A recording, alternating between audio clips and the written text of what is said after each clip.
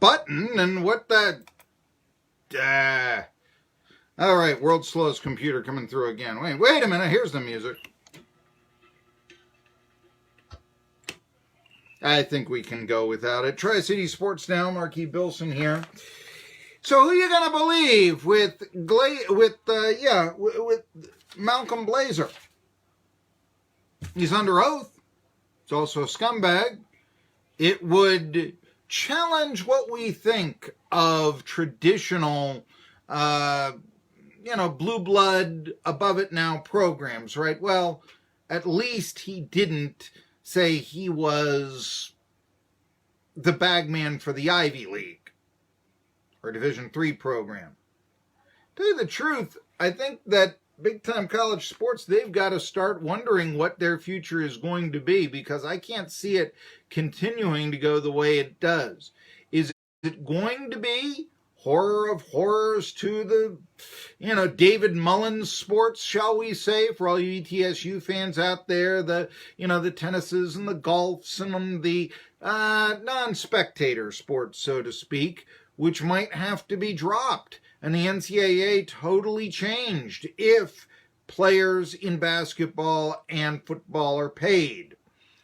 Or would we enter into a non-scholarship type of situation, bringing back the student athlete and hoping that the fan base will still be there and that the level of play will be high enough that once the real prospects go and start playing, say, in minor leagues, be it the G League, be it minor league baseball, be it minor league hockey, football might have a bit of a trouble there, but be it any of those, that we would have a circumstance in which, things change. Anyway, though, I look at this with Rick Barnes. The Atlantic is saying that, and they came out with a story about Mick Cronin. Seth Davis cites UCLA athletic director Dan Guerrero to tell a story of Barnes allegedly reaching out to express interest in the Bruins after Jamie Dixon, the coach at TCU, could not agree with UCLA on a buyout. Now, Rick Barnes is adamantly denying this. He's calling it an absolute lie. He added that Jimmy Himes of WNML added that Barnes said he was contacted by UCLA on April the 2nd and told Philip Fulmer about it the following Friday. Seth Davis is a pretty good reporter. Barnes is a man of character. One that, you do kind of think, it seems a little bit odd that he would go contact. Now, does he have an agent? Could an agent have contacted the UCLA Bruins without, Barnes even knowing and coming back? How'd you like to coach those Bruins now that you're at the peak of your game, Rick Barnes? That could have possibly happened, I suppose. I mean, there's a lot of theories right here. But our friend Caleb Calhoun of allfortennessee.com writes, it's worth noting, even if he did reach out, it wouldn't have been a big deal. Nothing's wrong with reaching out to try to take the UCLA job. Oh, yeah. Most coaches would leave Tennessee basketball for that, even if right now the Vols are a better job, but how long will that be? On the hierarchy of college basketball, UCLA is above probably every other program that plays college basketball. I don't know. Duke, North Carolina, Kentucky? Well, the Bruins do have more national championships than all those guys. So you think about that. But here's the deal. I think you have to look at Rick Barnes here being a somebody now that Tennessee fans, the website that Caleb Calhoun writes, All for Tennessee. I will give my all for Tennessee, one of the Neyland maxims, and certainly a lot of people around here take that to be gospel alongside the Ten Commandments. But is it accurate? That's the question. Because we do know that UCLA is a better basketball program historically than Tennessee. They've got 10 national titles or whatever it is. And over here, Tennessee is still trying to get into the Final Four. Now, something else. Although UCLA is a rebuilding job, although, yes, a rebuilding job for a 64-year-old coach, probably not the best fit, especially when Barnes at Tennessee figures to be that Vol for life. In fact, he figures to win at Tennessee. He just coached their best team, I think, ever, and now is a coach held in high regard, at least he was, by most Tennessee fans. Think about it. You still like Bruce Pearl. Why? Well, he had the Vols #1. And you like him more than Jerry Green, even if Jerry Green took the Vols to the Sweet 16. Or you like him more than certainly Buzz Peterson or someone like that. Now, as we go on, or certainly Don DeVoe, who had some modest success as well, and didn't put the Vols on probation. Now, Ray Mears, that might be a different story, I think because of longevity and such. He's the all-time Tennessee basketball coach. But, hey, he never had the Vols #1. Barnes did. And for a longer period of time than anyone had in the entire history of the program. So Barnes would be one of those coaches that, because he's successful, even if the bottom falls out on him, he'll be highly regarded by Tennessee fans. And so therefore, instead of trying to prove himself all over at a big city and demanding fan base, he did more for us, #1 for a month, than any other coach in history, if fans unhealthily like to think of themselves as us with the team. But you get the point that I'm making. He did more for the Vols than any other basketball coach. He'll be a man of reverence for as long as he coaches Tennessee. Right? Well, maybe not. And here's the dichotomy now, and it's the old Axl Rose line, tell me who you're going to believe.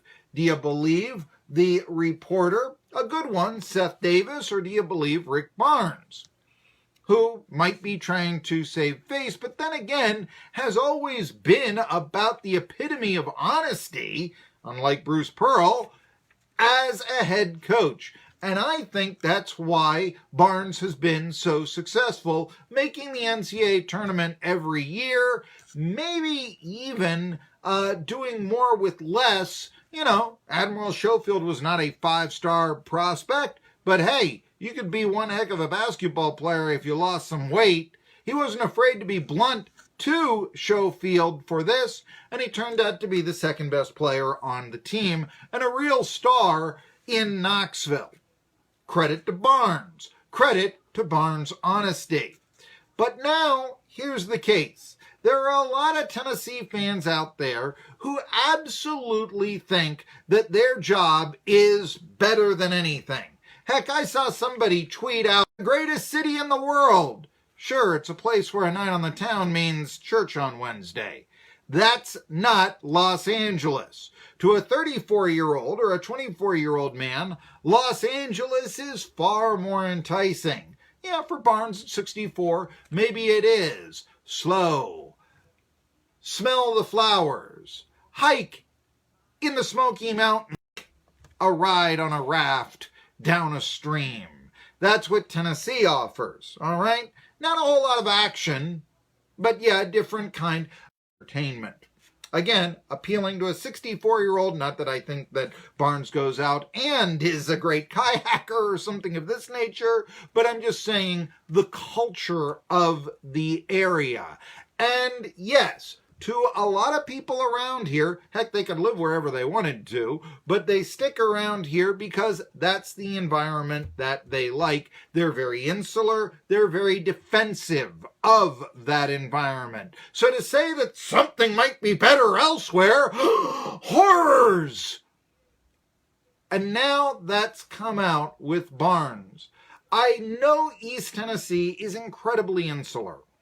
Hopefully, Vols fans will not be so insular that they are going to prohibit their coach from basically being a star. Hey, you know, he could have gone to UCLA if things worked out. Who cares how the cookie crumbled for that path to come about? You've got to understand, it's just like Lane Kiffin. Hey, all time, Tennessee against Southern California, 0-4. Look it up. So I say all these things because this is the difference between the knowledgeable Vols fan and the delusional Vols fan. The knowledgeable Vols fan will support Rick Barnes. He hasn't done anything wrong.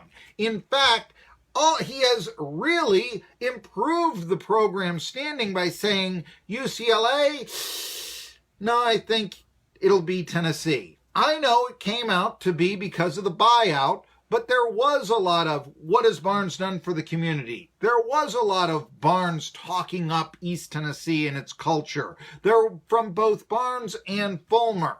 Again, who cares how this came out? The bottom line is he's staying.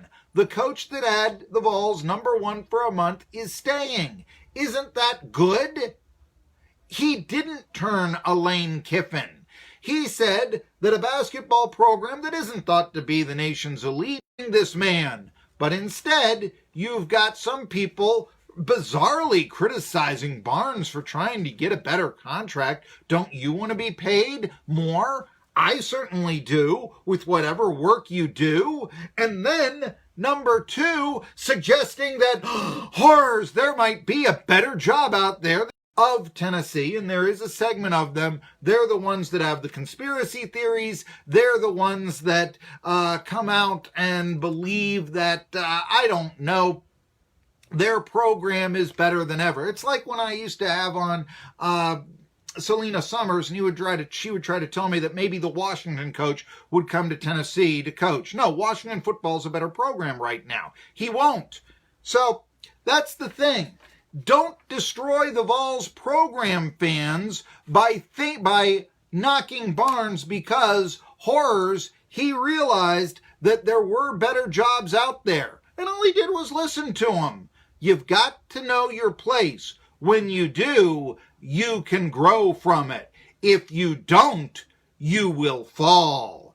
I'm Marky Bilson. I'm going to tell you what happened in the hockey playoffs. I almost never talk NBA, but did you see that shot that went in? And yeah, the Reds did beat the Braves. We'll go through all of that coming up. Try to get it into the next segment. And then it'll be Glenn.